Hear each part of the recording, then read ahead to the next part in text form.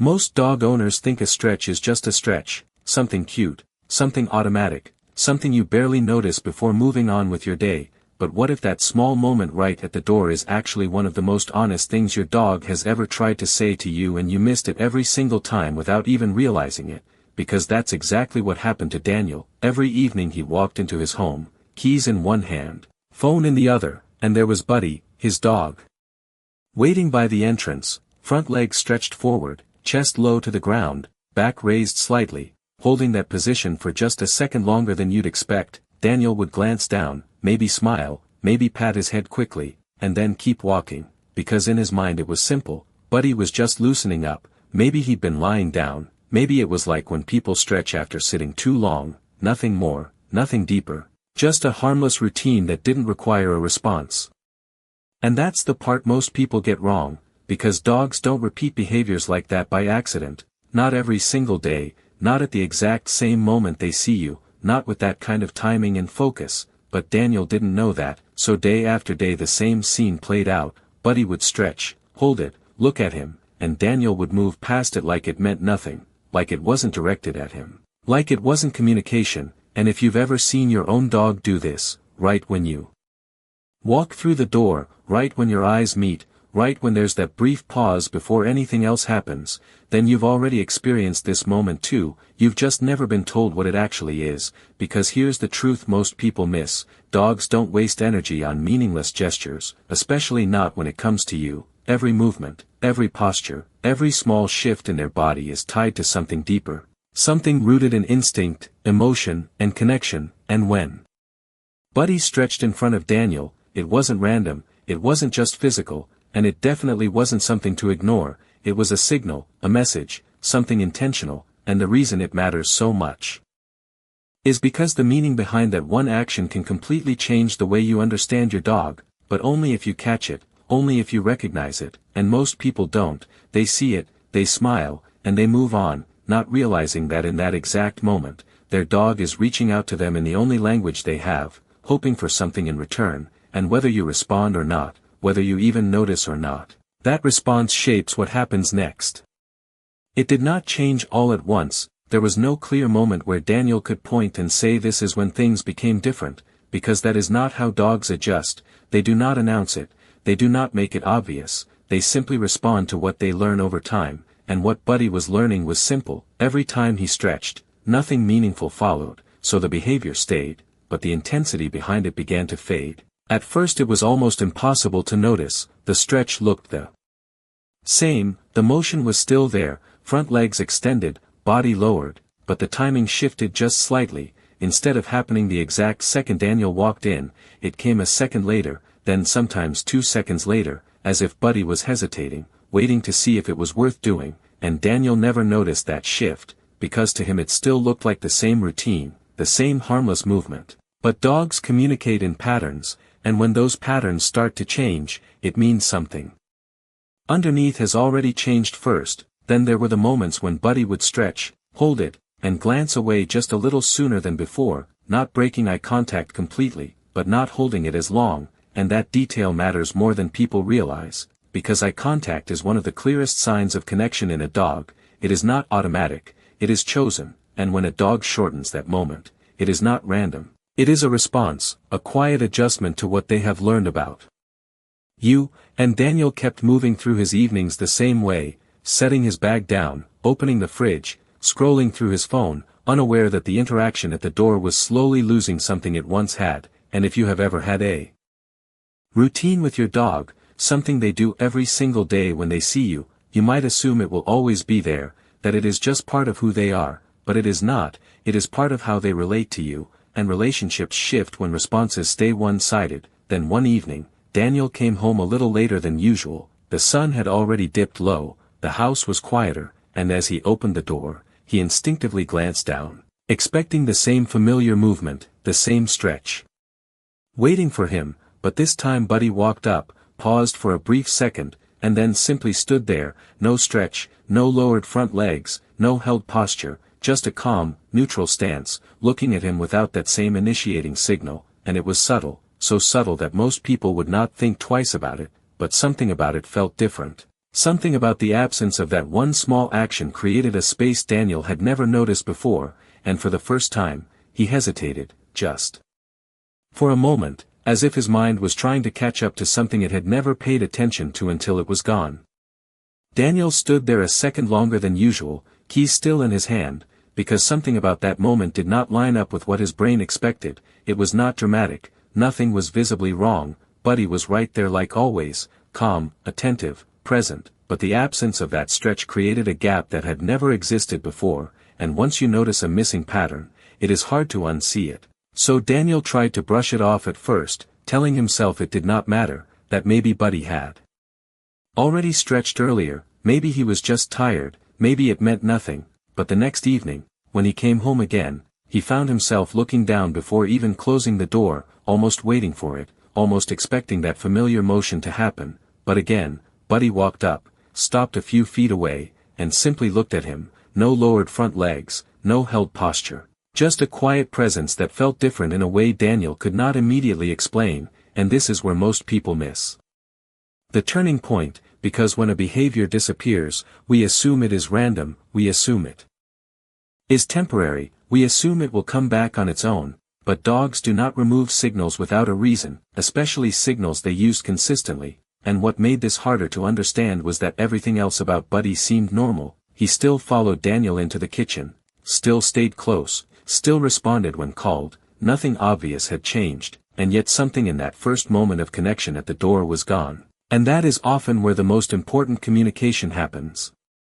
Not in the loud behaviors, not in the obvious ones, but in the quiet, repeated signals that set the tone for everything else, and over the next few days, Daniel became more aware of it, not because Buddy made it obvious, but because once you start looking for something, your brain begins to track it, and each time he came home, he noticed the same pattern. Buddy approached, paused, and waited, but did not initiate the same way he used to, and that pause started to feel heavier than the stretch ever did, because now there was a question in it, something unspoken, something that had not been there before, and Daniel could not shake the feeling that he had missed something important, not in that moment, but in all the moments leading up to it, because behaviors do not just disappear overnight, they fade after being unanswered enough times, and for the first time, Daniel found himself wondering not what Buddy was doing, but what Buddy had been trying to do all along, and why he had stopped. That question did not go away, it followed Daniel through the rest of his evening, lingering in the back of his mind in a way that small things usually do not, because once you start to feel that something is off in a relationship, even in a quiet, almost invisible way, your attention shifts, and for the first time in a long time, Daniel was not just moving through his routine, he was observing it, really watching Buddy in a way he had not done before, and what he noticed surprised him, because Buddy was still attentive, still close, still present, but he was no longer initiating in the same way, he was waiting more, watching more, as if the responsibility for starting that moment of connection had quietly shifted, and Daniel realized something uncomfortable. He could not remember the last time he had actually responded to that stretch with intention, not just a distracted pat or a passing word, but a real acknowledgement, something that matched the energy Buddy had been offering, and the more he thought about it, the more those past moments started to replay in his mind, all the times he had walked past, all the times he had been too focused on something else, all the times he had treated that small gesture like background noise instead of communication, and this is where most people begin to feel that subtle sense of guilt, not because they did something obviously wrong, but because they start to see how often they missed something that mattered, and what made it harder was that Buddy had never made it obvious, he had never demanded attention, never forced a reaction. He had simply offered the same signal again and again, quietly, consistently, and when it was not returned in a meaningful way, he adjusted, not out of frustration, but out of learning, because dogs are constantly reading outcomes, constantly updating what works and what does not, and Daniel began to understand that the absence of the stretch was not random at all, it was a result, a reflection of everything that had happened before it, and that realization shifted the way he saw the next moment they shared. Because now when Buddy looked at him, standing there without that familiar motion, it did not feel neutral anymore, it felt like a question, like something unspoken was hanging between them, something that used to be clear but had slowly faded, and Daniel felt an urge he had not felt before, not just to notice it, but to understand it, because deep down he knew that whatever that stretch had meant, it had mattered enough for Buddy to repeat it every single day, and if it mattered that much, then losing it meant something too, something he could not afford to ignore any longer. That night, Daniel did something he had not done before. Instead of moving through his routine on autopilot, he sat down on the couch, phone in hand, and started searching, not because he was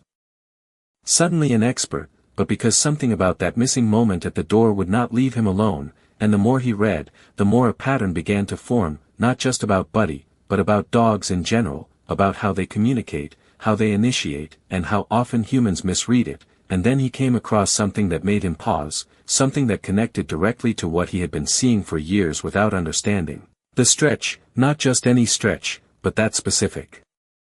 posture, front legs extended forward, chest lowered, back slightly raised, held for just a moment while making eye contact. It had a name, a play bow, but the name alone did not explain its meaning, because it was not just about play, it was about intention, about communication, about opening a door between two individuals and asking the other one to step through it. And what Daniel learned next was the part that changed everything. Dogs do not use that posture randomly, they use it deliberately, often at the beginning of an interaction, especially with someone they trust. It is their way of saying this is safe, this is friendly, this is an invitation, and if they could put it into words, it would sound something like I am here with you, I want to engage with you, are you here with me too? And suddenly all those moments came back, not as background noise, but as clear signals. Every single stretch Buddy had done at the door was not just a physical movement, it was an attempt to connect, a consistent invitation that Daniel had been answering with silence or distraction, and that is where the deeper layer reveals itself, because beyond the instinct, beyond the behavior itself, there is emotion. When a dog offers that posture to you, they are not just asking to play, they are choosing you, focusing on you, placing their attention on you in that exact moment, and when that is not acknowledged, they learn, not in a dramatic way, not with visible frustration, but quietly, efficiently, they adjust their expectations, they reduce the effort, they stop initiating in the same way, and that is exactly what Daniel had been witnessing without realizing it, the fading of a signal that once happened every single day, not because Buddy stopped caring, but because Buddy stopped expecting a meaningful response, and that realization landed heavier than anything else he had read, because it meant that the change he was seeing now was not sudden at all, it was the result of dozens, maybe hundreds of small missed moments, each one teaching Buddy something about what would happen when he reached out, and for the first time, Daniel understood that the absence of that stretch was not just a missing habit, it was the absence of an invitation that had once been offered freely, again and again, until it was no longer answered. The next evening, Daniel did something different, not dramatic, not loud, just intentional. He slowed down before opening the door, hand resting on the handle for a second longer than usual, as if giving himself time to be present in a way he had not been before, and when he stepped inside, he did not move forward right away, he stopped, just a few feet in, and looked directly at Buddy, really looked this time, not a glance, not a passing acknowledgement, but focused attention, and Buddy walked toward him like always, calm, steady, reading the moment the way dogs always do, scanning for cues, for energy, for signals that tell them what comes next, and there was a brief pause, that same pause Daniel had started to notice over the past few days, the space where the stretch used to be, and for a split second, nothing happened, just eye contact, quiet, still, and then Daniel made a choice. One that felt almost strange because it was so simple. He lowered his body slightly, leaned forward just a bit, softened his expression, and held that moment instead of breaking it, and what happened next was subtle, but unmistakable. Buddy shifted his weight, hesitated for just a fraction of a second, and then slowly, almost cautiously, lowered his front legs into that familiar stretch, not as quick as before, not as automatic, but still there, still present, like something that had not fully disappeared, just been waiting to see if it would be met, and Daniel did not look away this time, he stayed with it, matching the moment instead of moving past it, and in that space, something clicked, not loudly, not dramatically, but in a way that felt real, because for the first time, the action was not one-sided, it was shared, and Buddy's response changed immediately, his body loosened, his tail moved more freely, his energy shifted from neutral to engaged in a way Daniel had not seen in days, maybe longer, and that is when the deeper truth becomes impossible to ignore. Because what Daniel experienced in that moment was not just a behavior returning, it was a response to being seen, to being acknowledged in a language that had always been there, just never answered properly. And this is the part most people never realize: dogs do not stop communicating because they have nothing to say, they stop because the conversation feels one-sided, because the signals they send do not create the connection they are meant to create, and when that changes, even slightly, the behavior can come back. Not because you forced it, not because you trained it, but because you finally responded in a way that made sense to them. And Daniel stood there for a moment longer, still, present, aware, realizing that what he thought was a small, meaningless habit had always been something much bigger, something intentional, something emotional, something that depended entirely on whether or not he chose to meet it. And for the first time, he understood that the moment at the door was not just a greeting, it was a question, one that had been asked over and over again, and only now, finally, was he answering it. From that day on, Daniel began to notice something he had never paid attention to before, not just the stretch itself, but everything around it, the timing, the eye contact, the subtle shifts in Buddy's body that happened before and after. And once you start seeing it, you cannot unsee it, because it is not just one behavior, it is a pattern of communication layered with intention, instinct, and emotion all at once. And Daniel realized that the stretch was only the surface. Underneath it there were signals he had completely overlooked: the way Buddy's ears tilted slightly forward when he was fully engaged, the way his eyes softened instead of staring intensely, the way his body stayed loose instead of tense, all of it working together to say the same thing in different ways: this is safe, this is friendly, I am choosing this moment with you. And what changed was not just Buddy's behavior, it was Daniel's response to it, because now instead of walking past, he paused, sometimes only for a few seconds, sometimes longer, but always with intention, always acknowledging that moment as something real. And the effect was immediate, not dramatic, not exaggerated, but consistent. Buddy began to initiate more again, the stretch became quicker, more confident, less hesitant, as if the signal no longer needed to question whether it would be answered. And this is where most people misunderstand dogs: they think behaviors are fixed traits, something a dog either does or does not do, but in reality, many of these behaviors exist inside a feedback loop, shaped by what the dog experiences in return. And when Daniel started responding differently, Buddy adapted just as quickly, not because he was trained to do it, but because the interaction finally made sense again. And over time, that small moment at the door became something Daniel looked forward to, not because it was big or exciting, but because it was clear, it was honest. It was one of the few moments in his day where communication happened without words, without confusion, without distraction, just two beings acknowledging each other in a way that felt simple but carried more meaning than he had ever realized. And what stayed with him the most was not the behavior itself, but the realization behind it, that Buddy had been offering that connection all along, not occasionally, not randomly, but consistently, day after day, without expectation of reward, without forcing attention, just offering it freely. And for a long time, Daniel had treated it like background noise, something optional, something easy to ignore. And now that he understood it, the weight of that realization shifted the way he saw every other interaction they had, because if something that small could carry that much meaning, then how many other signals had he missed, how many other moments had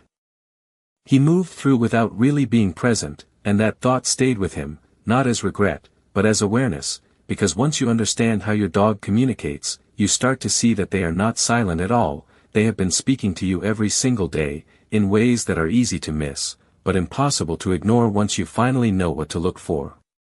Over time, that moment at the door became something neither of them rushed anymore, not because it was part of a routine, but because it had meaning now. Daniel would step inside, pause, and without thinking, meet Buddy in that same quiet exchange, and Buddy would respond without hesitation, lowering into that familiar posture with confidence again, no delay, no uncertainty, just a clear signal offered and received. And what Daniel began to understand was that nothing about that moment was random, not the timing, not the posture, not even the way Buddy held it for just a second longer when Daniel fully engaged, because dogs are constantly adjusting in real time, reading not just what you do, but how you do it, how present you are, how consistent you are, and whether or not the connection they are offering actually lands, and that realization extended beyond the doorway, into everything else. The way Buddy followed him into the next room, the way he chose where to lie down, the way he looked at him before making small decisions, all of it connected to the same underlying pattern, a relationship shaped not by big moments, but by repeated, quiet interactions that either build connection or slowly weaken it. And the truth is, most people never notice when those small moments start to fade, because nothing forces them to pay attention. There is no sudden change, no clear signal that something has been lost. Just a gradual shift that only becomes visible when it is already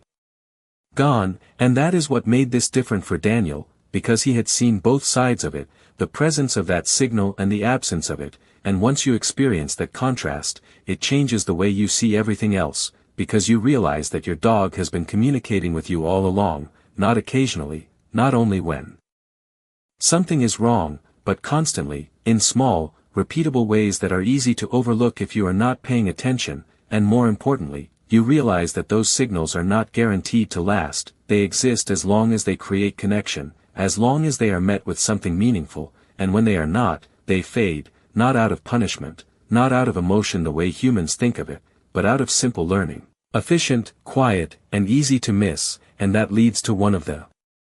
most important insights people rarely hear. Your dog does not need you to be perfect, they do not need constant attention, they do not need every signal answered perfectly, but they do need to feel that when they reach out, when they initiate, when they offer connection, it matters, that it lands somewhere, that it is seen, because that is what keeps the communication alive. And once Daniel understood that, the way he moved through those everyday moments changed, not dramatically, but consistently, and in that consistency, something stronger formed, something that had always been there, but only became clear when he finally chose to respond, because in the end, the most meaningful things your dog does are rarely the loud ones, they are the quiet signals repeated